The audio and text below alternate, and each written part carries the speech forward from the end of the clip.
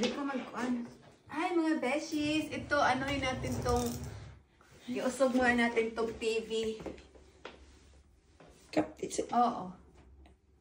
Kasi lininisan ko yun doon.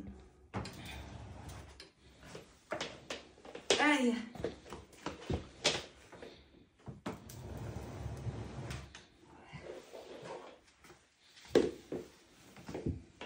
Kailangan natin ingatan ng TV kasi mahal to. Wala tayong pambili. Iusog natin kasi yung exhaust doon ang kailangan kong linisan. Hindi mahirap. Tapos sa likod na rin ng cabinet na to, linisan na rin natin sabay. Para, ay, nasaan na siya? Basta lang may ano ko doon, access. Hindi na natin masyadong iusog. Ayan, maka-access na ko niyan. Sige. Kunti, okay. Okay. Ayan. Kina yan. Kasi mag-ano ako ng... Paano? Mahirap ang maglinis sa likod ng TV. Kasi ano... Ayan. Papasokin mo talaga.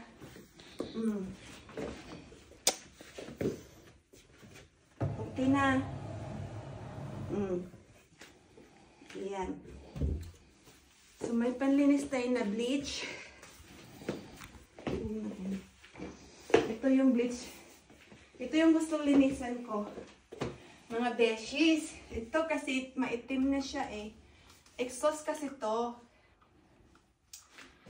Sa pag mag-stove kami. Binaliktad na nga to kasi para wala masyadong hangin na or lamig na pumapasok dito during winter.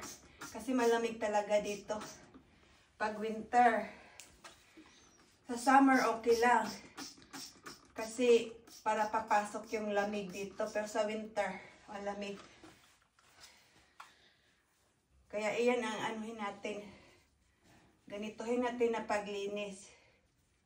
Ayan. Mabilis lang pala. Gusto ko sana tanggalin to kaya lang ano eh. Ay, dapat may isa pa tayong ano pa. Pala. Kasi nag-ano siya dyan.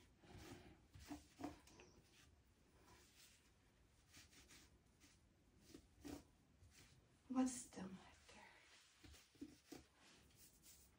Mahirap pala na sobrahan natin ng bleach. Paglagay ng bleach. Na kailangan yung ano pala eh, ganito lang eh. Oh, ayan. Kasi pangit na siyang tingnan. Parang ang dumi. Nasa sala pa naman siya.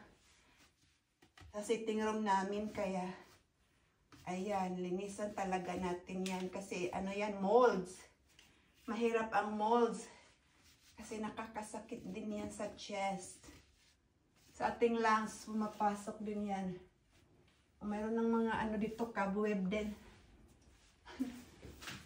Cobweb. Isahan na natin ng paglinis eh, cobweb. Cobwebs. Mga cobwebs pala to. Sige, yan na-stop sa inayot.